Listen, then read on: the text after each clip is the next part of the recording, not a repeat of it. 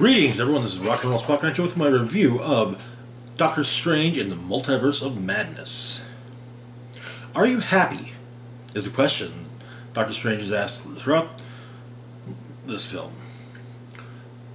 And of course, he does eventually ask himself, but yes. Wherein he must protect a young superhuman from elsewhere in the multiverse from mystical threats.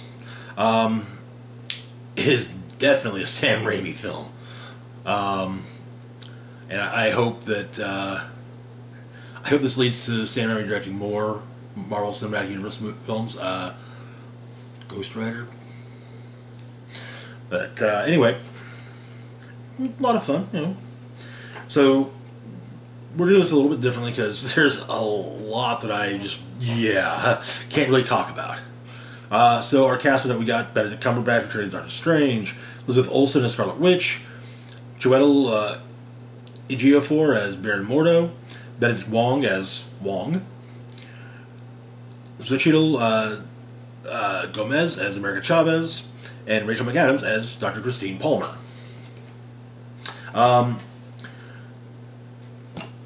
So the what happens in the movie?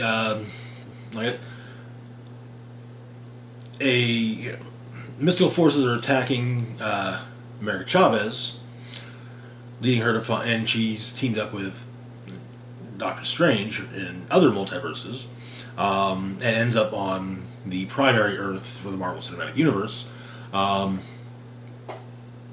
wherein she once again teams up with Doctor Strange, reluctantly though, given her previous team up, and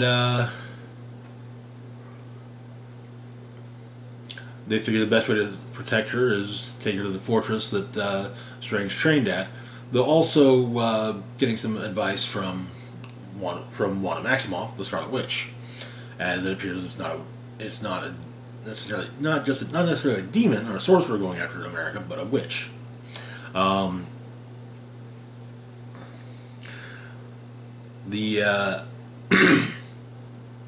great battle scenes and some amazing effects shots. There's an entire sequence of Strange and America tumbling through the multiverse, and just I mean it's the kind of thing where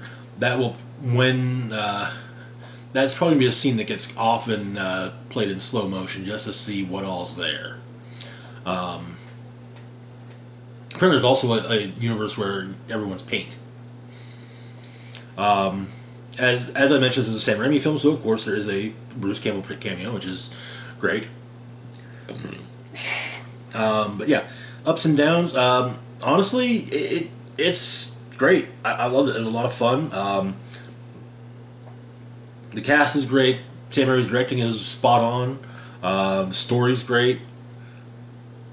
However, it's clearly just a setup movie. It occupies a spot of basically, okay, this is where we're going. This is what we're going to be dealing with for this phase. And but I will, and while that is, I do feel it as a detriment, it does it well. So yeah. My final opinion is that it's a lot of fun, but it does feel constrained by being a setup movie. As I stated earlier, I really do hope that Sam Raimi continues to direct films within the MCU, even if just his next MCU film is Doctor Strange 3. I'm looking forward to. I am definitely looking forward to this. Especially with the characters that got introduced that I cannot name. If you've seen any of the trailers, you know one of them. But there's a few others too that. Wow. Yeah, it's whew. There are some really good set pieces. But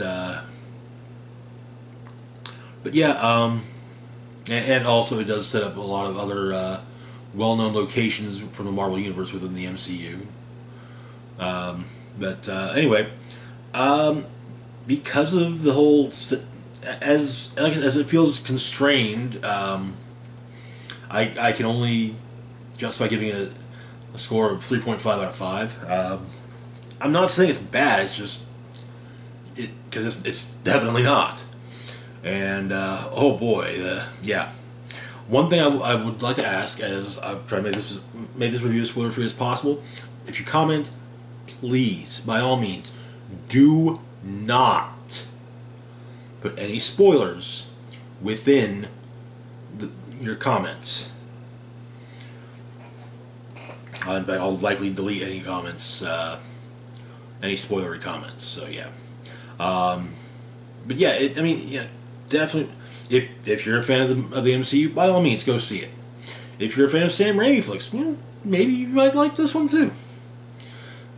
If you're a fan of Sam Raimi movies, but maybe not too much of a fan of the MCU, you might like this entry. You might. I'm just saying. But yeah, like I said, definitely looking forward to where this current phase is going. Anyway, that's going to do it for now. As always, feel free to like, share, and subscribe. Links to my Facebook, Twitter, Patreon, and PayPal can be found in the description box down below.